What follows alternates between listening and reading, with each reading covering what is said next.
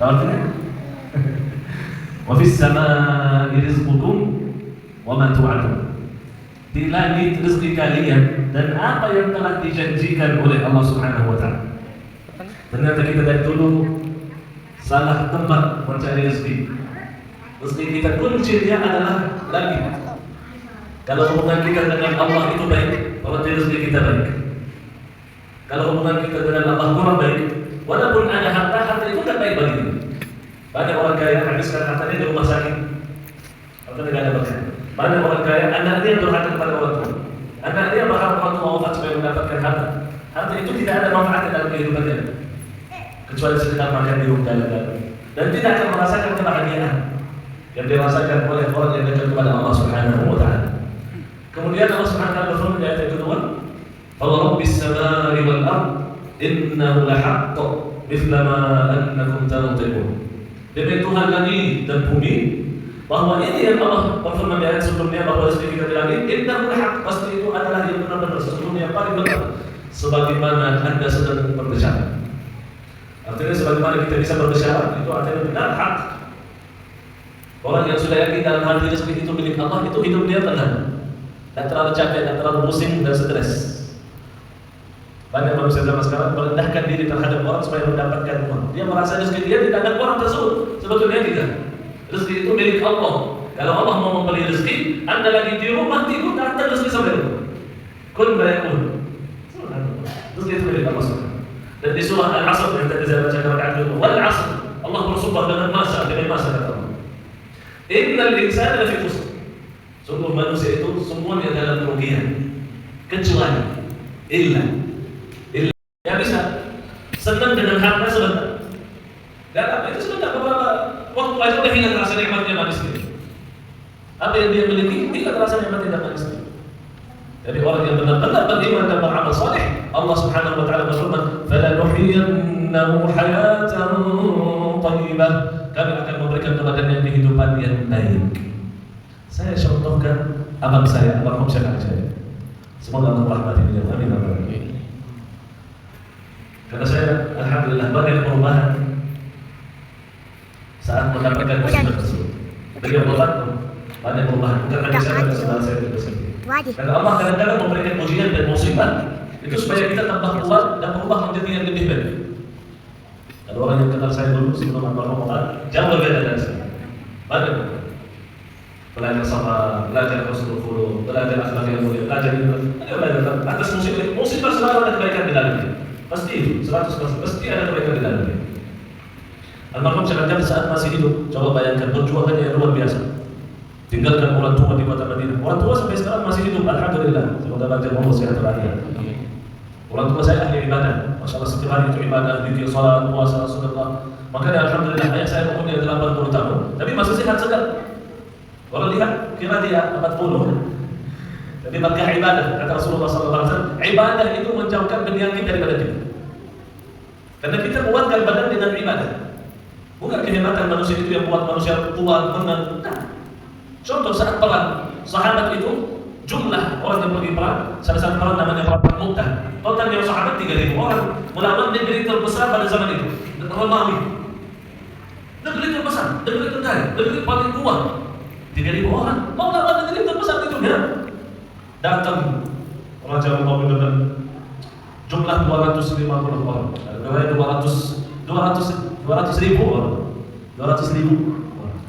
Ternyata dalam perang itu 3.000 kalahkan 200.000. Sahabat itu bukan orang yang berotot, besar, kuat, hebat. Sahabat itu bukan malaikat. Sahabat itu bukan manusia turun dari langit. Dengan keimanan yang sahabat, Allah kuatkan, Allah menjadikan manusia yang paling kuat, yang paling hebat. Kata Rasulullah SAW, orang mukmin, kalau dia berdiri di depan gunung dan dia menghancurkan gunung tersebut, dia bisa hancurkan atas izin Allah. Itu saking kuatnya dan hebatnya orang mukmin. Gunung dia bisa hancurkan. Jadi harus menjadi orang beriman. Karena beriman itu artinya mendapatkan pertolongan Allah. Allah yang selalu mempersamai dia. Yang mudah-mudahan kita menjadi hamba yang beriman. Almarhum Syekh Al-Jari saya memperhatikan hidupnya bagaimana menghadapi kesulitan, ujian. Waktu dia datang ke Indonesia sendiri, tinggal di Indonesia, bahkan tak punya tempat tinggal sampai dapat alhamdulillah dapat kos. Kamar mandi aja harus diantar ke antri sama orang-orang lain. Bagusnya itu ada kamar-kamar dan kamar mandi itu gelap. Hidupnya sangat sederhana sampai sehari makan cuma satu indomie. Tapi subhanallah, orang yang hidupnya begitu susah dan sempit. Bahkan dalam satu perang sampai besi masuk ke muka Rasulullah SAW. Kakinya bekat. Subhanallah. Kata sahabat yang paling banyak senyum dia adalah Rasulullah SAW. Kenapa senyum? Kenapa? Orang yang menghadap ujian yang sangat berat. Kenapa senyum? Itu yang aku memperhatikan di abang saya baca. Merasakan kesempitan dalam hidupnya, tapi nikmat. Sampai atas kesabaran pasti beruntung. Allah memberikan rezeki yang sangat banyak dan luas. Dapat rezeki, harta banyak. Ada orang kasih dia rumah hadiah gratis. Harganya berapa itu dizakat? Dikasih gratis. Oh. Mobil lebih dari 10 mobil dapat hadiah gratis. Semua, tapi semua harta. Karena dia tidak merasakan rezeki dia. Nikmat dia adalah iman. Makanya semua harta dia infakkan di jalan Allah. Allah. Mobil, ada sebagian dari keluarga saya yang punya mobil hidupnya susah, dikasih mobil itu. Dapat mobil dikasih orang hadiah dari saya. Dapat hadiah depan mata saya dikasih orang yang butuh hadiah. Dapat ini dapat dikasih orang. Sampai beliau wafat tidak punya rumah, tidak punya mobil, tidak punya motor, tidak ada sedikit pun harta untuk mewaris. Tidak ada harta waris. Dan dia tinggalkan. So, itu saking cinta kepada harta. Dia tidak memberikan kepada pewaris, tapi dia simpan harta dia di hari kiamat. Seperti Abu Bakar As-Siddiq. Bukan dia tidak cinta dengan anak, ya saya cinta anak, tapi lebih cinta diri sendiri. Ya saya kasih anak, dan lebih banyak saya kasih kepada diri. Saya yang capek.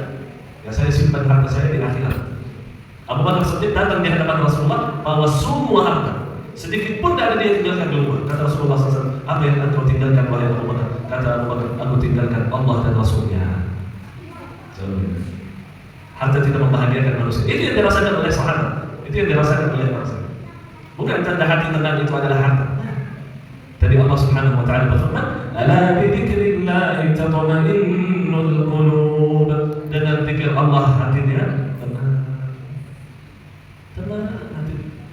Salah satu orang ulama sedang beribadah di masjid, datang muridnya. Curhat, "Ustaz, saya kerja keras di sana di sini. Tapi sekarang semuanya naik, mahal-mahal semua."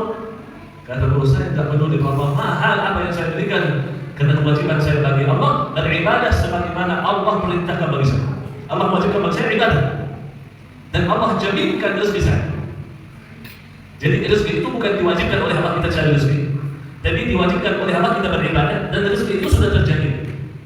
Bukan berarti kita tidak ikhtiar, kita ikhtiar, tapi jangan utamakan ikhtiar daripada ibadah. Bahkan kalau orang saleh dan orang berilmu, dia menjadikan ibadahnya adalah ikhtiar.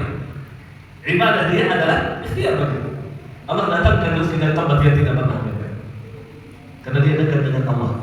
Kalau orang dekat dengan raja, kalau seseorang dekat dengan raja, orang kaya, dan raja itu cinta dengan dia, kira-kira kalau ada salah satu hari dia butuh sesuatu, atau dia mau meminta sesuatu dari sang raja, dikasih atau ditolak, diusir? Mesti dikasih karena dia cinta dan sayang sama orang itu. Apalagi kalau dengan maharaja, maha kaya, maha mulia, yang lebih sayang kepada hamba daripada ibu dan anak dia sendiri. Nah, cuman kita yang menjauhkan diri dari Allah. Coba dekatkan diri kepada Allah. Kun fayakun. Mudah-mudahan Allah merubahkan keadaan seseorang. Wallahi, ada orang yang saya kenal dulu, wallahi miskin, bahkan ambil sedekah dari orang. Sekarang demi Allah orang kaya. Cuma dalam waktu 10 tahun lebih jadi orang kaya. Ada satu lagi orang yang saya kenal miskin, keluar dari negerinya, dari kampung datang ke Indonesia, punya motor yang sangat jelek, dibawa istrinya kemana-mana naik motor, hujan-hujanan pulang datang ke Indonesia. Sekarang, wallahi, di dalam setiap tahun dia ganti mobil terbang dari Dilan. Tetap, dan banyak orang. Subhanallah. Siapa yang memberikan rezeki? Allah Subhanahu wa taala. Makanya kata Rasulullah sallallahu alaihi wasallam, Allah senantiasa bersama hamba selama hamba ingat kepada Allah. Kalau kita ingat kepada Allah, maka Allah membersamai kita, Allah memberikan kelancaran dalam segala urusan. Mudah-mudahan insyaallah kita menjadi hamba yang beriman dan beramal saleh, hamba yang dekat dengan Allah Subhanahu wa taala. Jangan lihat orang lain. Jangan lihat, oh, mall itu ramai, masjid itu sedikit. Ya saya lebih suka kalau dengan orang yang ramai-ramai. Enggak, di dalam Al-Quran tidak pernah sekalipun Allah sebutkan orang saleh itu lebih banyak. Orang saleh itu selalu sedikit. Orang baik itu selalu sedikit. Orang yang beriman itu selalu sedikit. Orang yang beramal saleh itu selalu sedikit kalau dibandingkan dengan orang lain. Orang muslim sedikit dibandingkan orang kafir, selalu sedikit. Orang yang bersyukur kepada Allah sedikit. Kenapa? Karena itu tujuannya iblis, minta dipanjangkan umurnya sampai hari kiamat. Aku akan sesatkan manusia. Saya tidak bakal istirahat, saya tidak bakal tidur. Kalau iblis tidur, kita bisa tenang. Iblis tidak pernah tidur. Sepanjang hari, sepanjang malam dia berusaha menggoda manusia. Bahkan anak yang baru lahir, nangis kan? Anak-anak baru lahir ketawa, nangis. Kata Rasulullah, kenapa nangis? Kata Rasulullah, wakhazahu syaitan, ditusuk oleh setan. Coba bayangkan, anak kecil baru lahir, datang setan menggoda dia. Mengganggu, senang setan kalau lihat orang bahagia. Sampai kapan? Sampai keluar nyawa kita. Kalau nyawa belum keluar, setan tidak bakal ditinggalkan. Akan bisik-bisik menggoda manusia. Yang mudah-mudahan insyaAllah kita dijauhkan oleh Allah Subhanahu Wa Taala dari fitnah setan, dari godaan setan. Amin ya rabbal alamin. Itu saja saya bisa sampaikan. Mudah-mudahan ilmu yang kita dapatkan bermanfaat bagi kita.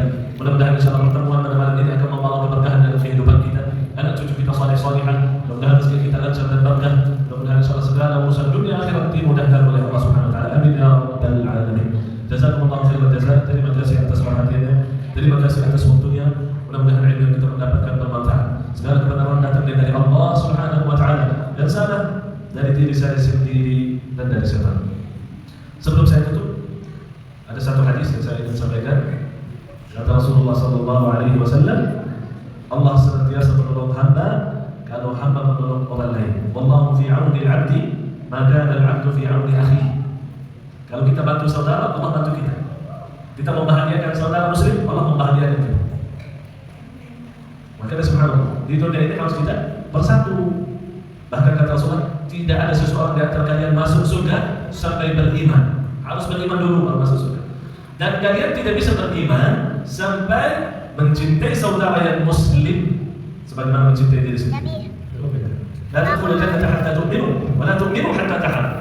Harus kita cinta saudara muslim. Mudah-mudahan insyaallah kita diberikan pertolongan yang diberikan rahmat oleh Allah Subhanahu Wa Taala. Dalam kesempatan ini kita sedang membangun pesantren untuk anak-anak yatim, anak-anak miskin, yang ingin hafal Quran. Mudah-mudahan insyaallah wasilahnya Bapak Ibu akan menjadi amal jariah juga bagi Bapak Ibu sekalian. Amin ya rabbal alamin. Billahi taufiq wal hidayah. Subhanakallahumma wa bihamdika asyhadu an la ilaha illa anta astaghfiruka wa atubu ilaik. Assalamualaikum warahmatullahi wabarakatuh.